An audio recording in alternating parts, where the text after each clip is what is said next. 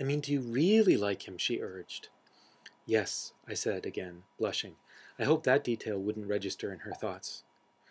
So she'd had enough with the single-syllable answers. How much do you like him? Too much, I whispered back. More than he likes me, but I don't see how I can help that. I sighed, one blush blending into the next. Then, thankfully, Mr. Varner called on Jessica for an answer. She didn't get a chance to start on the subject again during class, and as soon as the bell rang, I took evasive action.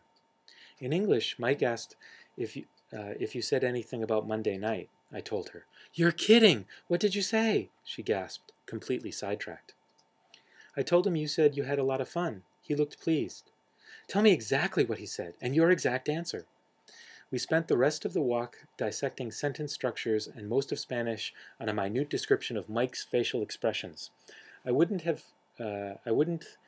helped draw it out as long as I did if I wasn't worried about the subject returning to me. And then the bell rang for lunch. As I jumped up out of my seat, shoving my books roughly in my bag, my uplifted expression must have tipped Jessica off. You're not sitting with us today, are you? She guessed. I don't think so. I couldn't be sure that he wouldn't disappear inconveniently again. But outside the door to our Spanish class, leaning against the wall, looking more like a Greek god than anyone had a right to, Edward was waiting for me. Jessica took one look, rolled her eyes, and departed. See you later, Bella. Her voice was thick with implications. I might have to turn off the ringer on the phone. Hello. His voice was amused and irritated at the same time. He had been listening. It was obvious. Hi.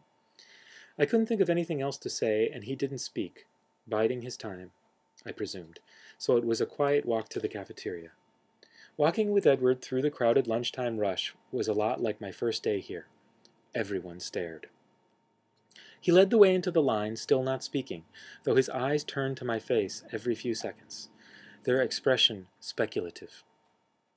It seemed to me that irritation was winning out over amusement as the dominant emotion in his face. I fidgeted nervously with the zipper on my jacket. He stepped up to the counter and filled a tray with food. What are you doing? I objected. You're not getting all that for me. He shook his head, stepping forward to buy the food. Half is for me, of course. I raised one eyebrow. He led the way to the same place we'd sat that one time before. From the other end of the long table, a group of seniors gazed at us in amazement as we sat across from each other. Edward seemed oblivious. Take whatever you want, he said, pushing the tray toward me. I'm curious, I said, as I picked up an apple, turning it around in my hands. What would you do if someone dared you to eat food? You're always curious, he grimaced, shaking his head. He glared at me, holding my eyes as he lifted the slice of pizza off the tray and deliberately bit off a biteful.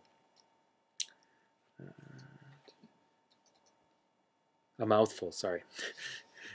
Chewed quietly and then swallowed. My wife is laughing at me in the background. I watched, eyes wide. If someone dared you to eat dirt, you could, couldn't you? He asked condescendingly. I wrinkled my nose. I did once, on a dare, I admitted. It wasn't so bad. He laughed. I suppose I'm not surprised. Something over my shoulder seemed to catch his attention. Jessica's analyzing everything I do. She'll break it down for you later. He pushed the rest of the pizza toward me. The mention of Jessica brought a hint of his former irritation back to his features. I put down the apple and took a bite of the pizza, looking away, knowing he was about to start. So the waitress was pretty, was she? He asked casually. You really didn't notice? No, I wasn't paying attention. I had a lot on my mind. Poor girl. I could afford to be generous now. Something you said to Jessica, well, it bothers me. He refused to be distracted. His voice was husky, and he glanced up from under his lashes with troubled eyes. I'm not surprised you heard something you didn't like. You know what they say about eavesdroppers, I reminded him. I warned you I would be listening. And I warned you that you didn't want to know everything I was thinking. You did, he agreed, but his voice was still rough. You aren't precisely right, though. I do want to know what you're thinking. Everything. I just wish that you wouldn't be thinking some things. I scowled. That's quite a distinction.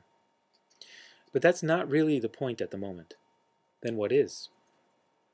We were inclined toward each other, across the table now. He had his large white hands folded under his chin. I leaned forward, my right hand cupped around my neck. I had to remind myself that we were in a crowded lunchroom, with probably many curious eyes on us. It was too easy to get wrapped up in our own private, tense little bubble. "Do you really believe that you care more for me than I do for you?" he murmured, leaning closer to me as he spoke, his dark golden eyes piercing. I tried to remember how to exhale. I had to look away before it came back to me. "You're doing it again," I muttered. His eyes opened wide with surprise. "What?" "Dazzling me," I admitted, trying to concentrate as I looked back at him. "Oh," he frowned. "It's not your fault," I sighed. "You can't help it." "Are you going to answer the question?" I looked down. "Yes." "Yes, you are going to answer the question? Or yes, you really think that?" He was irritated again. "Yes, I really think that." I kept my eyes down on the table, my eyes tracing the pattern of the faux wood grains printed on the laminate. The silence dragged on. I stubbornly refused to be the first to break it this time, fighting hard against the temptation to peek at his expression. Finally he spoke, voice velvet soft. "You're wrong." I glanced up to see that his eyes were gentle. "You can't know that," I disagreed in a whisper. I shook my head in doubt, though my heart throbbed at his words, and I wanted so badly to believe them. "What makes you think so?"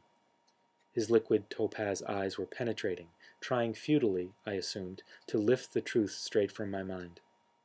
I stared back, struggling to think clearly, in spite of his face, to find some way to explain. As I searched for the words, I could see him getting impatient, frustrated by my silence. He started to scowl. I lifted my hand from my neck and held up one finger. "Let me think," I insisted. His expression cleared, now that he was satisfied that I was planning to answer. I dropped my hand to the table, moving my left hand so that my palms were pressed together. I stared at my hands, twisting and untwisting my fingers, as I finally spoke. "Well, aside from the obvious, sometimes," I hesitated, "I can't be sure. I don't know how to read minds. But sometimes it seems like you're trying to say goodbye when you're saying something else." That was the best I could sum up the sensation of anguish that his words triggered in me at times. "Perceptive," he whispered. And there was the anguish again, surfacing as he confirmed my fear. "That's exactly why you're wrong, though," he began to explain. But then his eyes narrowed. "What do you mean, the obvious?" "Well, look at me," I said unnecessarily, as he was already staring. "I'm absolutely ordinary, well, except for bad things, like all the near-death experiences and being so clumsy that I'm almost disabled. And look at you," I waved my hand toward him, and all his bewildering perfection. His brow creased angrily for a moment, then smoothed as his eyes took on a knowing look. "You don't see yourself very clearly, you know. I'll admit you're dead on about the bad things," he chuckled blackly, "but you didn't hear what every human male in this school was thinking on the first day." I blinked, astonished. "I don't believe it," I mumbled to myself. "Trust me just this once. You are the opposite of ordinary." My embarrassment was much stronger than my pleasure at the look that came into his eyes when he said this. I quickly reminded him of my original argument. "But I'm not saying goodbye," I pointed out. "Don't you see? That's what proves me right. I care the most because if I can do it—" He shook his head, seeming to struggle with the thought. "If leaving is the right thing to do, then I'll hurt myself to keep from hurting you, to keep you safe." I glared. "And you don't think I would do the same?" "You'd never have to make the choice." Abruptly, his unpredictable mood shifted again. A mischievous, devastating smile rearranged his features. "Of course, keeping you safe is beginning to feel like a full-time occupation that requires my constant presence." "No one has tried to do away with me today," I reminded him, grateful for the lighter subject. I didn't want him to talk about goodbyes anymore. If I had to, I supposed I could purposely put myself in danger to keep him close. I banished that thought before his quick eyes read it on my face. That idea would definitely get me in trouble.